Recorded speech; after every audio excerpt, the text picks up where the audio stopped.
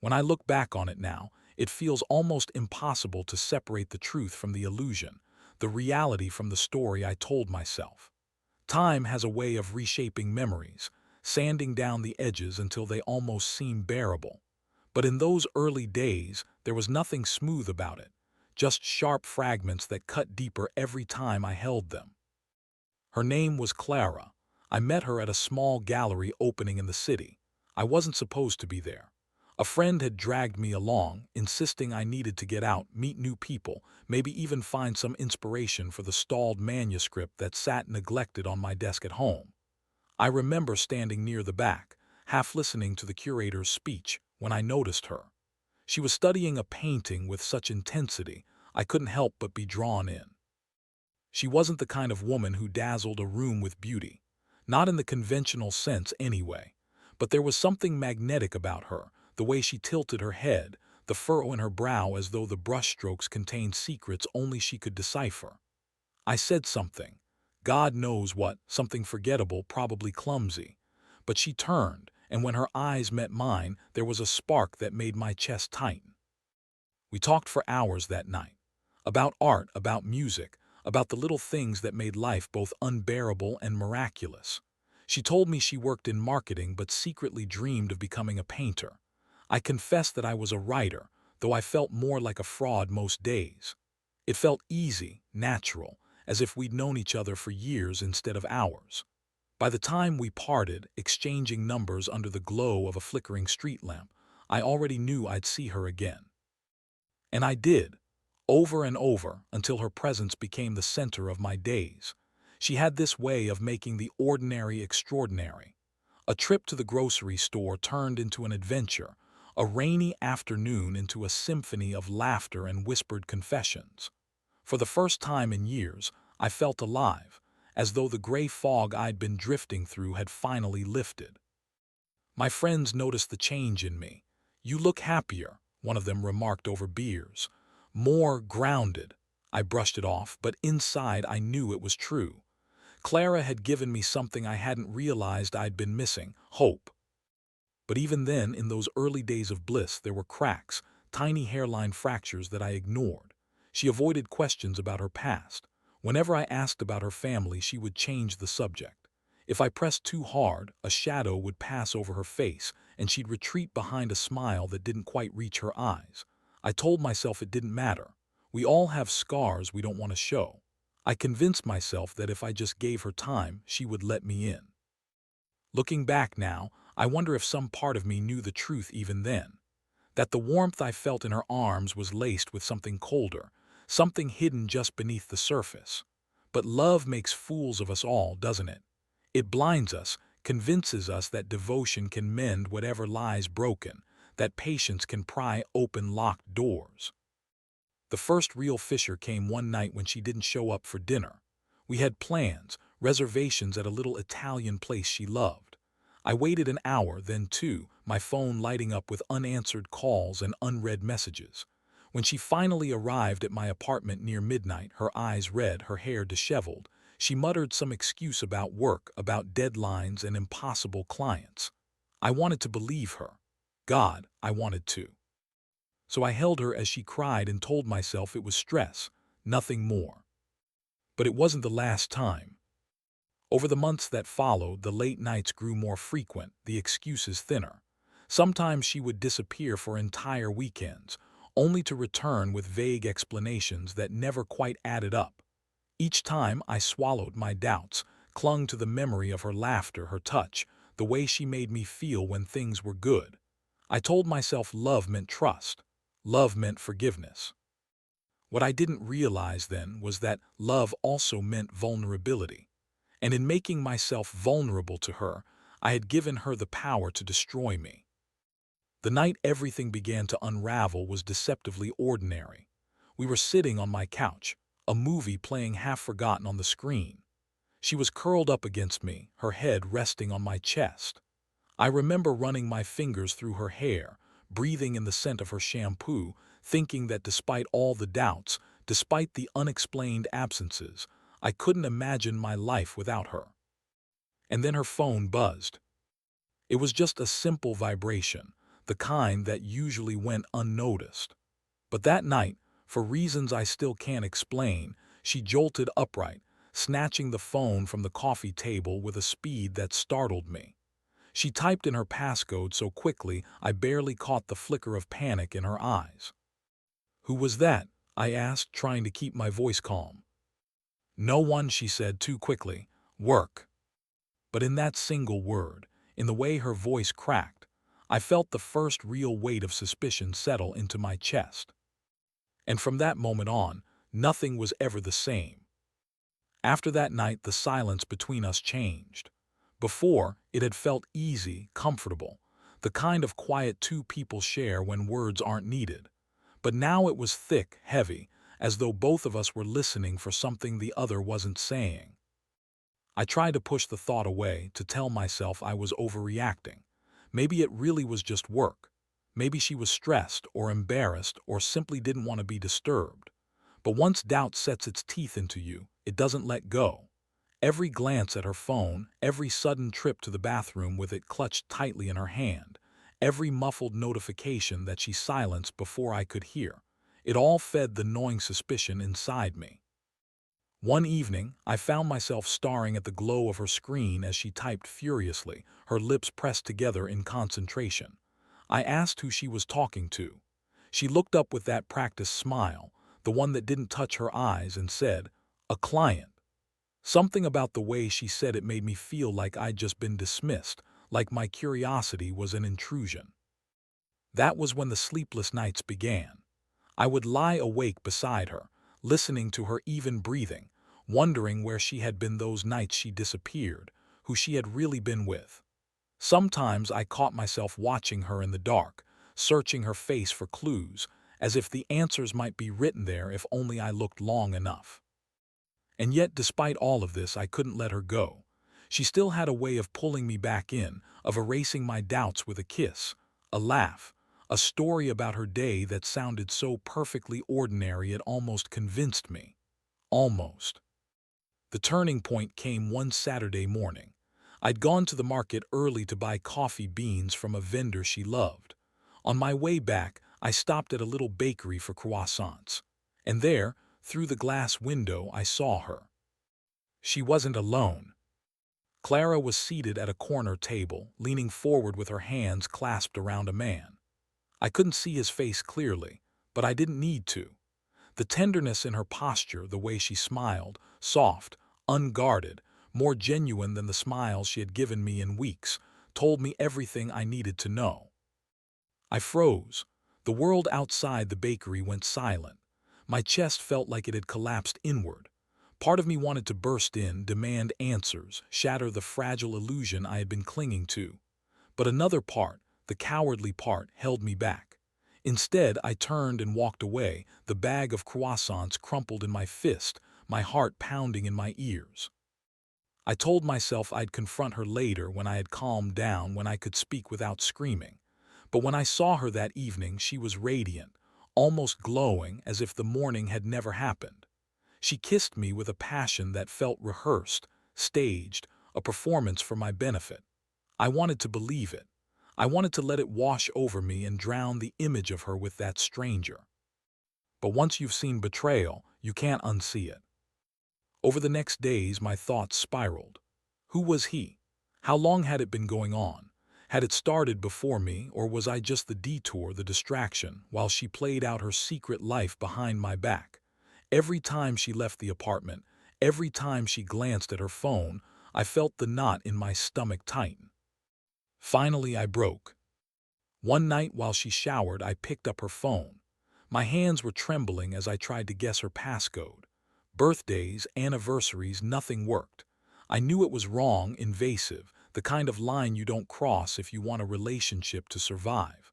But I couldn't stop myself. When she came out of the bathroom, I was sitting on the edge of the bed, her phone clutched in my hands like a loaded weapon. She froze. "What are you doing?" I looked at her, my voice hoarse. "Who is he, Clara?" Her expression flickered, shock, then anger, then something else I couldn't quite place. She snatched the phone back and hissed, "You don't trust me. After everything, you think I would cheat on you." I wanted to shout yes. I wanted to tell her I'd seen her in the bakery, her hand in his, her smile brighter than any she'd given me in months. But the words caught in my throat. Instead, I sat there in silence while she dressed, each movement sharp, mechanical, her back turned to me like a wall I could never scale. That night she left. She didn't slam the door, just closed it quietly, almost gently, like she was sealing a tomb. I didn't know if she was coming back. I didn't even know if I wanted her to. The apartment felt cavernous without her. I wandered from room to room, her absence echoing louder than her presence ever had. My mind replayed every moment, every lie, every touch that now felt tainted. And still, some pathetic part of me longed for her return, for an explanation that would make it all untrue. 3 days later she called. Her voice was calm, almost businesslike. She asked if we could meet. Against my better judgment, I agreed. We met at a quiet cafe, far from the gallery where we'd first crossed paths. She looked tired, her eyes ringed with shadows, her smile brittle. I braced myself for the worst, for a confession, for the end. But what she told me was not what I expected. "It's not what you think," she said softly, stirring her untouched coffee. "There are things about me you do know, things I couldn't tell you." My chest tightened. "Then tell me now, please." She looked up, and for the first time I saw fear in her eyes. Not fear of me, but fear of something else, something larger, heavier, that seemed to press down on her. "I can't," she whispered, "not yet." And with that she left me again, her chair scraping softly against the floor, leaving behind nothing but questions and the bitter taste of half-truths. Her words haunted me. "There are things about me you don't know." I replayed them in my head until they lost meaning, turning into nothing more than sounds like echoes in an empty hall. Still, they dug into me, burrowing beneath my skin until I felt consumed by the not knowing. I tried to convince myself to walk away, to cut my losses, pack my dignity, and let her fade into the shadows where she seemed to belong. But that was the problem. I couldn't. I was bound to her by something stronger than reason, stronger than pride. Every time I thought I'd finally pulled free, some memory of her laughter, her touch, her eyes in the dim light would reel me back. So I did what any man poisoned by doubt would do. I dug. I started small, searching her name online, skimming old articles, university records, anything that could shed light on the woman I thought I knew. Most of it was harmless: art competitions she'd entered, community exhibitions she'd attended. But then, tucked into a local news archive, I found something that chilled me. There was a photograph, grainy, black and white, but unmistakable. Clara, younger, her hair shorter, standing beside a man I didn't recognize. The caption read, "Local gallery director under investigation for fraud." The article itself was vague, filled with half-statements and speculation, but the implication was clear. She had been connected to someone who had stolen millions in forged art sales. The charges against him were eventually dropped due to insufficient evidence. But his name, Daniel Rivers, was now seared into my brain. Was this the man from the cafe, the one whose hand she had clasped with such quiet tenderness? I told myself to stop, to let it go. But I couldn't. Instead, I found myself outside her apartment the next evening, waiting like some desperate stalker for a glimpse of the truth. And truth, it seemed, was eager to show itself. Clara emerged just after dusk, her hair pulled back, her coat wrapped tightly around her. She wasn't alone.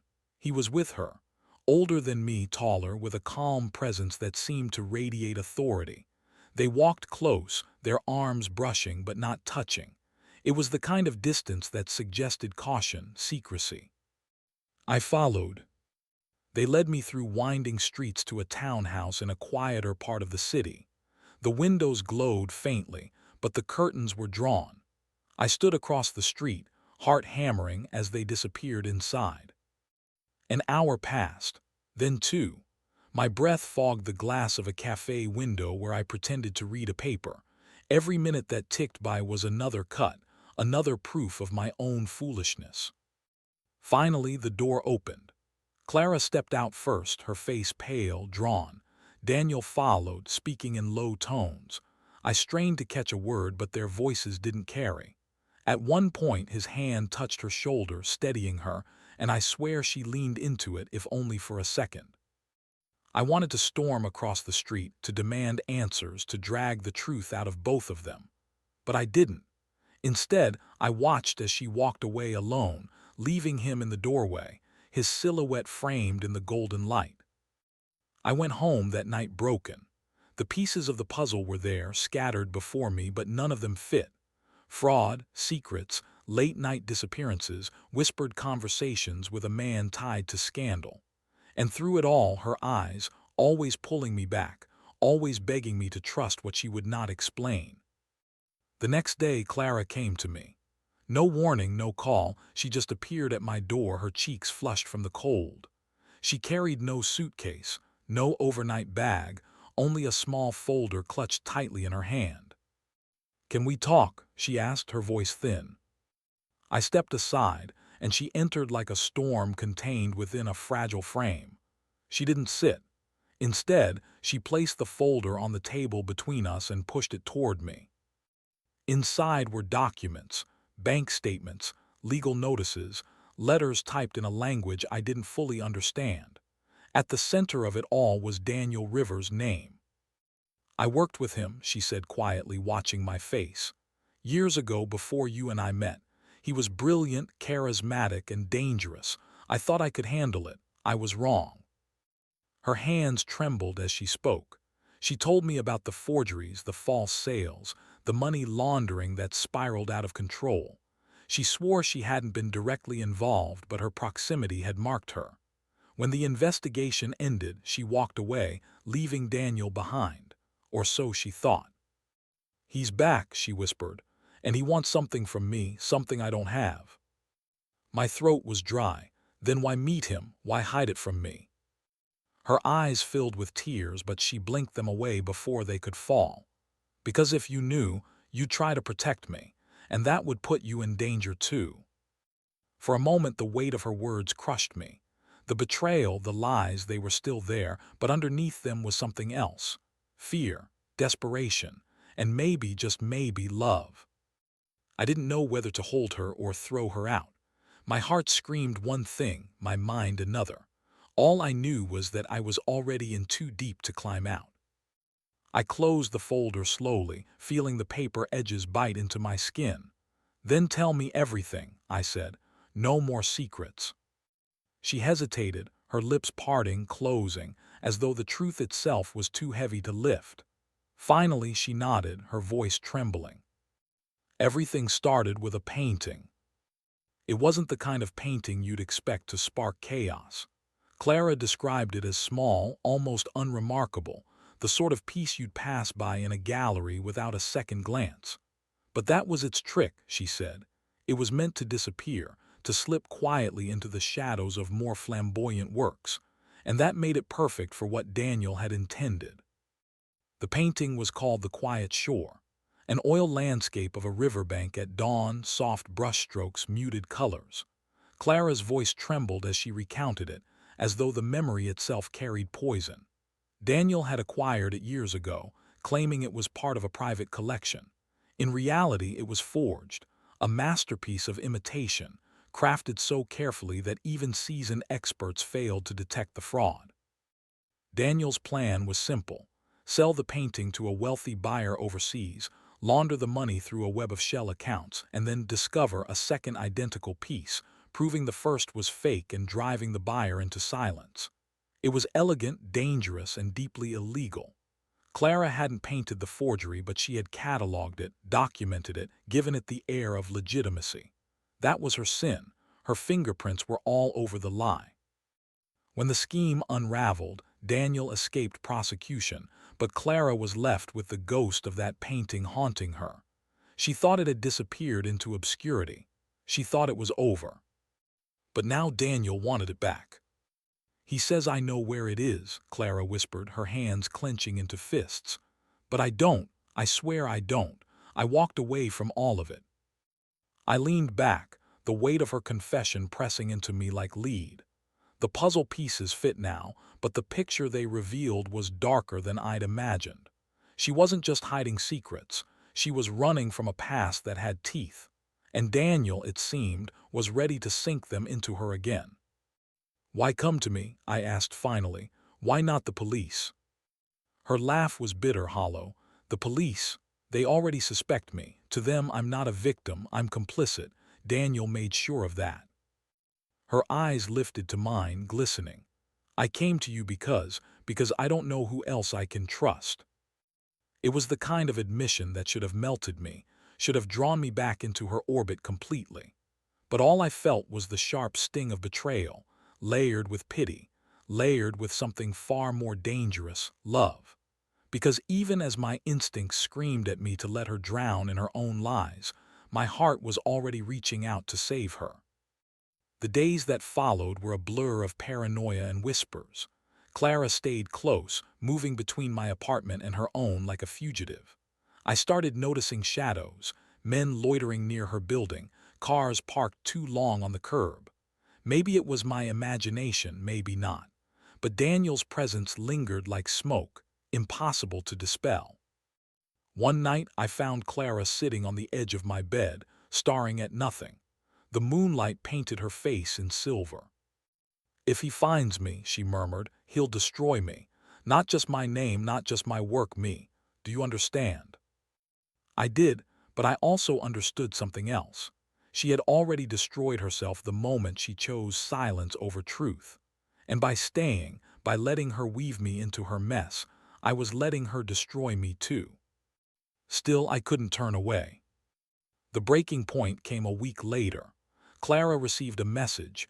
No name, no sender, just an address and a time. Midnight. She tried to ignore it, tried to burn the slip of paper, but I saw the fear etched into her every movement. I told her I was coming with her. She protested, begged me not to, but there was no force in her voice. Deep down, I think she wanted me there, wanted someone to share the weight of what was coming. The address led us to the outskirts of the city, to a warehouse crouched by the river. The air was thick with fog, the kind that muffles sound and swallows light. Clara's hand slipped into mine, trembling as we stepped inside. Daniel was waiting. He looked almost casual in his tailored coat, as though this were nothing more than a business meeting. His eyes, though sharp, cold, belonged to a predator. "Clara," he greeted, his voice smooth, "and you've brought a friend." His gaze flicked to me, sizing me up, dismissing me in the same breath. "What do you want?" Clara asked, her voice steady despite the fear I could feel radiating from her. Daniel smiled faintly. "What I've always wanted, the painting." "I told you," she snapped. "I don't have it, I don't know where it is." He stepped closer, his presence filling the space like a shadow. "Lies don't suit you, Clara, they never did." His eyes shifted back to me. "And what about you? Has she told you the truth, all of it?" I clenched my jaw, refusing to answer. Daniel's smirk widened. "No, I didn't think so. She's always been good at leaving out the inconvenient parts." Clara's breath hitched, but she didn't deny it. That silence cut deeper than any confession could have. Daniel let the moment linger before sighing as though bored. "Find it, Clara, or next time I won't be so polite." With that, he turned and disappeared into the fog, leaving us alone in the cavernous silence of the warehouse. Clara's grip on my hand tightened, her nails biting into my skin. "You believe me, don't you?" she whispered. I wanted to. God, I wanted to. But as her eyes searched mine, all I could see was the endless maze of her secrets, winding deeper and deeper until I wasn't sure there was a way out. And for the first time, I realized I might not want to find one. I didn't sleep that night. Clara curled against me in the dark, but her warmth felt like a disguise, like a mask laid gently over a wound that would never heal. My mind kept replaying Daniel's words, his smirk, the way her silence confirmed more than it denied. Trust is fragile, once cracked. It can't be mended, only patched with the flimsiest of lies. The next morning, Clara was gone. No note, no message, just the lingering scent of her perfume clinging to the sheets. I knew then what had happened.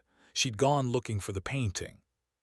For hours I searched the city, retracing steps I didn't even know were hers. Galleries, storage units, places she'd mentioned in half-truths when she'd thought I wasn't listening. My chest ached with every dead end. Then, at dusk, I found her. She stood in front of a small brick townhouse on a forgotten street, staring at a single wooden crate resting on the porch. Her hands shook as she lifted the lid, revealing a canvas wrapped in protective cloth. Even from a distance, I felt the weight of it. The quiet shore had found its way back to her. She turned when she saw me, her eyes wide, almost feverish. I didn't look for it, I swear. It was left here. I stepped closer, my voice low. Then someone wanted you to have it. Her lips trembled. Daniel. We didn't argue. We didn't plan. We simply carried the crate inside and leaned the painting against the wall. And in that quiet moment, Clara crumpled, sinking to the floor with her head in her hands. I can't escape him, she whispered. Even when he's not here, he's everywhere. I'm trapped. I knelt beside her, touching her shoulder. Then let's end it. Tell the truth. Expose him. She looked up, tears streaking her face. And ruin us both. Her words struck me harder than any blow. There it was, laid bare. She wasn't just afraid of him. She was afraid of what would happen when her part was revealed, when the world saw she wasn't a victim but an accomplice. That night I couldn't decide if I pitied her or hated her. Perhaps both. The days that followed blurred into dread. The painting remained hidden in my apartment, covered and silent, like a corpse no one dared bury. Clara alternated between desperation and defiance, one moment begging me to destroy it, the next insisting it could be her salvation. I became a spectator in my own life, watching as her fear metastasized into obsession. Then came the call. It was Daniel. His voice was calm, measured, but every syllable carried menace. You have what belongs to me. Bring it to the river tomorrow night. Alone. I didn't tell Clara. I couldn't. She would have followed, begged, fought. And something deep inside me knew this was a choice I had to make without her. The night was sharp with cold when I carried the painting to the riverbank. Daniel waited by the water, the city's skyline glowing faintly behind him. He smiled as I approached, as if greeting an old friend. You've saved me the trouble, he said, his hand brushing the canvas. You always were more useful than she let on. I tightened my grip. What happens to her if I give this to you? Daniel's smirk didn't falter. What happens to her doesn't concern you. She made her choices. For a long moment I stood there, the weight of the painting in my hands and the weight of Clara in my heart. I thought of her laughter, her lies, her trembling confessions.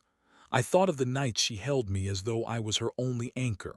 And I thought of how, despite everything, I still loved her. So I made a choice. I hurled the painting into the river. The water swallowed it instantly, the current dragging it beneath the surface before Daniel could react. His eyes widened, rage flashing across his face. You fool, he hissed, stepping closer. Do you know what you've done? Yes, I said, I've ended it. The silence that followed was deafening. Then Daniel laughed, low, cold, terrifying. You think this ends with a canvas. No, this ends when she pays, and she will. He vanished into the night, leaving me alone with the river and the ghost of a painting that should never have existed. When I returned home, Clara was waiting. She searched my face, then the empty space where the painting had been. You destroyed it, she breathed. I nodded. For a moment she looked relieved. Then slowly her shoulders slumped and her expression hardened. You shouldn't have done that. It wasn't yours to destroy. Her words cut deeper than Daniel's threats. In that instant, I understood. It was never really about survival for her. It was about power, control, the delicate balance of lies she'd built her life upon, and I had just toppled it. She left that night without another word. Weeks have passed since then. Daniel hasn't resurfaced, but I feel him in the shadows, waiting. Clara hasn't returned, but I feel her too, in every memory, every echo of laughter that haunts my apartment. Sometimes, late at night, I wonder if I saved her or damned her. More often, I wonder if I was ever saving her at all, or if she was simply pulling me under, dragging me into the river with her. Either way, I can't escape her. Not really. Love and betrayal leave scars deeper than any wound, and hers will mark me until the day I die.